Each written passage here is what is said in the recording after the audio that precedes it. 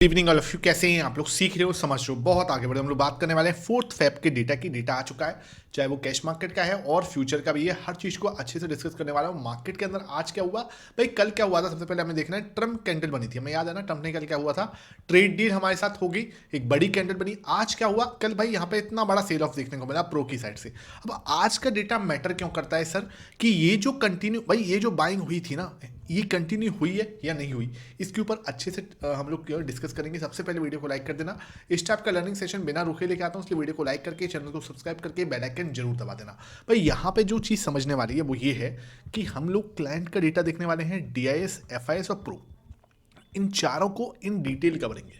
भाई यहाँ पे क्या हो रहा है, सबसे पहले हमें देखना है कि आईटी कंपनीज के अंदर तो एक बड़ा सेल ऑफ आज देखने को मिला। रीजन मैंने आपको शाम को 5 बजे वीडियो आई है, अच्छे से एक्सप्लेन किया है कि एक आईटी बेस्ड कंपनी है, वहाँ पे उसने एक ऐसा टूल या एआई ऐसा बनाया है जिससे क्या है कि वहाँ पे जो भी जैसे बोलते हैं ना कि मेन इंपॉर्टेंट काम होते हैं सर्विसेज रिगार्डिंग, ठीक है, वो एक टूल जो है, एक जो है आपका सॉफ्टवेयर जो है वो कर रहा है। तो एआई का अगर एक टूल ये सब निपटा रहा है, ये सब चीज़ कर रहा है, तो भाई कहीं ना कहीं आईटी कंपनीज, जो इंडियन आईटी कंपनीज हैं, उनकी जो आउटसोर्सिंग जो वो सर्विसेज देते हैं, तो उन पे बहुत बड़ा खतरा आ जाता है। तो उसकी वजह से आज आईटी के अंदर टीसीएस, इन्फोसिस 7% लुढ़कते हुए नजर आए। और भाई आप सोचो कि जो आईटी बीज है, इंडेक्स की बात कर रहा हूँ, वो आपका 5.5% गिरता हुआ नजर आया। तो इसके पीछे आपको समझना पड़ेगा कि भाई क्या हमारे जो आईटी कंपनीज हैं वो सच में कुछ मतलब इवॉल्व करने की सोच रहे हैं या सिर्फ सर्विसेज पे चल रहे हैं। तो ये एक बहुत बड़ा सोचने वाली बात है, ठीक है। तो इतनी बड़ा नेशन है, तो इस पर एक बहुत बड़ा क्वेश्चन मार्क लग जाता है कि यार क्या हम कुछ ऐसा नहीं बना सकते जो रियल में कोई वैल्यू ऐड करे, ठीक है। अब हमें क्या देखना है यहाँ पर, इसके बाद अगर हम इसको डेटा को देख रहे हैं तो डेटा हमें समझ में आ रहा है 77.13 पे आई है पोजीशन, 73 पे आई है पोजीशन। इसका मतलब क्या है? इसका मतलब ये कि भाई पब्लिक को भी समझ में आ गया कि भाई वो थोड़े ओवर हैं। समझ रहे हो बात को? ओवर मतलब क्या, 75 के आसपास चले गए थे ना, 75 के आसपास इनका स्विंग हाई है। और मैं आपको बोल भी रहा था कि थोड़ा इनका अभी इस समय ओवर है, लेकिन क्या हुआ, जहां से इनका हाई बना, जो हमने बात कही थी वो बात आप देखो, नोट डाउन करो। जब इनका हाई बना 75 के पास में, वो मार्केट का एक अच्छा स्विंग लो बना है। इस बात पे आप मार्क करो लो। ये चीजें जो है ना, देखो मैं ऐसे नहीं कहूंगा कि 10 में से 10 बार काम करेगा। कोई भी सेटअप अगर 10 में से 10 बार काम कर रहा है तो वो रियलिटी में काम नहीं करेगा, वो पेपर्स में काम कर सकता है, ठीक है।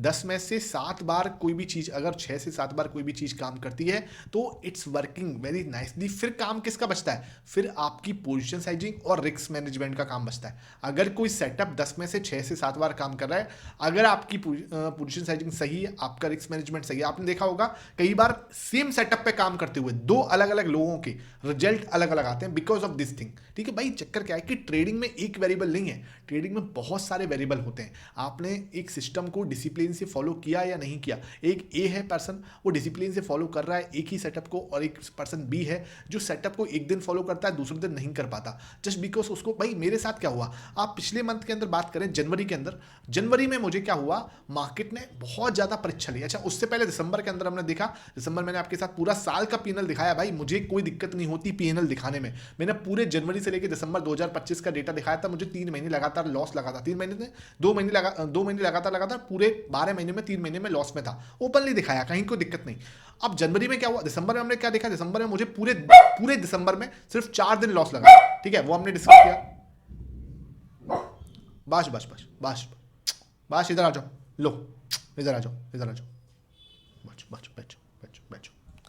अब क्या, जनवरी में हमने क्या देखा, जनवरी में हमने कुछ अलग ही देखा कि दिसंबर में सिर्फ 4 महीने लॉस लगा, लेकिन भाई जनवरी में क्या हुआ, विक्स एकदम से राइज हुआ because of the global tension, और वहां पे हमें जो है मंथ अपना नेगेटिव एंड हुआ, कोई बड़ी बात नहीं है। लेकिन फरवरी के अंदर जो 3 दिन आए, वो भाई 3 दिन भी छोड़ो, जो 2 दिन आए, पहले 2 दिन में ही सब कुछ कवर हो गया।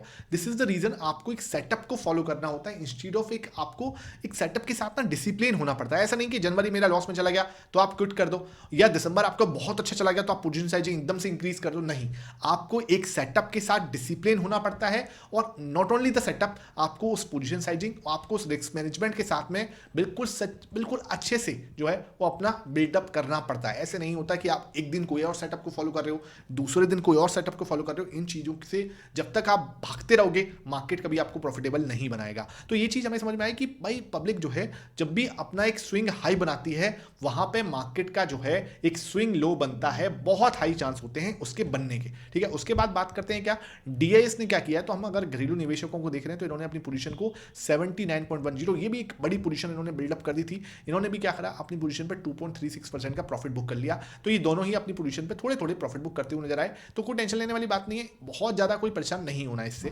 क्लियर है? मैंने आपको आज शाम को भी बोला था कि थोड़ा सा मतलब क्या है कि आपको सब्र रखना पड़ेगा। कल भी आपने वीडियो देखा है तो मैंने कल भी बोला था कि कोई जल्दबाजी हमें नहीं करनी है। एफआईएस की बात करते हैं, एफआईएस ने आज क्या किया है, अगर मैं एफआईएस को देख रहा हूं तो 18.67 1.82% से अगेन अपनी पोजीशन को इंक्रीज किया। This is the second time, देखो 2 दिन हो गए लगातार अपनी पोजीशन को इसने क्या कर दिया, देखा जाए तो लगभग 7% से इंक्रीज करती है। ठीक है, पिछले 2 दिन के अंदर 7% अपनी पोजीशन को इंक्रीज किया या अपने शॉर्ट्स को कट किया, तो अब आ गए 18.67 पे। मुझे एक और दिन चाहिए, I want only 1 day more. अगर ये खरीदारी कल भी कर देते तो मैं आपको बोल दूंगा कि हाँ भाई सच में एफआईएस की जो है वापसी मार्केट के अंदर हो सकती है या हो रही है। क्योंकि देखो हो सकती, मैं क्यों बोल रहा हूं, बिकॉज अभी इनका हाई है 26 का, 25-26 का, वहां पे कई बार जाते हैं और वहां से फिर वापस लौट जाते हैं। तो मुझे चाहिए कि एक बार जब हम कंप्लीटली इसके ऊपर निकल जाए ना, तब हम बोलेंगे कि हाँ भाई फाइनली ये वापस आ चुके हैं, अपने शॉर्ट्स को कट कर रहे हैं। और आपको मार्केट देखो, उसके बाद मार्केट अगर ये हो गया ना, इसके ऊपर निकल गए, तो आपको मार्केट भी ऑल टाइम हाई टच करती हुई नजर आ जाएगी। ये बात भी आपको समझ में आ रही होगी। तो अब क्या देखना है कि भाई इस तक हम पहुंचते हैं या नहीं पहुंचते, ये इंपॉर्टेंट। जो इनके बिना नहीं पहुंचेंगे भाई, एक बात ध्यान रखो, हम ऑल टाइम हाई मारना चाह रहे हैं ना, तो इस पोजीशन के बिना या इससे ज्यादा पोजीशन के बिना नहीं बनेगा, हमें पहुंचना ही पड़ेगा। बिना इसके क्या, देखो मार्केट के अंदर डीआईएस खरीद लें, प्रो खरीद ले, पब्लिक खरीद ले, जब तक ये लोग नहीं आएंगे ना, तब तक मार्केट बहुत ज्यादा तेजी से भागे उसकी संभावना कम होती है। ये बात आपको माननी पड़ेगी। अब हमें क्या देखना है सर, प्रो ने क्या किया है, प्रो अपनी पोजीशन को क्या करते हुए नजर आए हैं सर, प्रो अपनी पोजीशन पे 30.92, मात्र 1.45% की। भाई देखो क्या हो रहा है, मैंने आपको कल भी बोला ये लेवल जो है ना इसके लोएस्ट लेवल है, और अगर मार्केट यहां पे ही टाइम पास करती रही, भाई देखो मार्केट को ऊपर नहीं जाना, बस अगर मार्केट टाइम पास करती रहेगी तो ये भाई साहब धीरे धीरे अपनी पोजीशन को बिल्डअप करेंगे। सिंपल समझ लो, अगर मार्केट ऊपर जाएगी इसका मतलब क्या हो रहा है, एफआईएस मार्केट के अंदर पैसा लगा रहे हैं, और जब मार्केट के अंदर एफआईएस पैसा लगाते हैं, प्रो क्या कर लेते हैं, या तो शांति से बैठ जाते हैं या फिर अपना वेट करते हैं आने का, अपने टाइम आने का, और एकदम से बल्क उठाते हैं। हमने क्या देखा कई बार, जब इसको पता चल जाता है कि एफआईएस की वापसी होने वाली है, तो आपको एकदम से बल्क पोजीशन एकदम से उठती हुई दिखेगी, और वो आपको डेटा के अंदर साफ दिखेगा। अब मैं बस वेट कर रहा हूं कि ये भाई साहब कब 60 पे पहुंच जाए। अगर ये 60 पे पहुंच गए ना, that will be a very good हमारे लिए एक अच्छा। और 60 पे पहुंचने का मतलब ये है कि मार्केट ज़्यादा भागा ना हो, और ये बात ऑब्वियस सी बात है, जितना मैंने डेटा को समझता हूँ, ये 60 पे तभी जाएंगे जब मार्केट आपका एक अच्छे खासे तरीके से या तो कंसोलिडेट करेगा या थोड़ा सा नीचे आएगा अपने करंट लेवल से, तभी अपनी पोजीशन को बढ़ाते हैं। मोस्टली जनरली ये देखा जाता है, ये जब मार्केट ऊपर जाता है, बहुत कम केसेस होते हैं जब ये खरीदे, वो एक ही कंडीशन होती है जब एफआईएस मार्केट के अंदर एकदम से आ रहे हों, तब इन्हें पता लगता है हाँ भाई हमसे कोई रैली मिस ना हो जाए।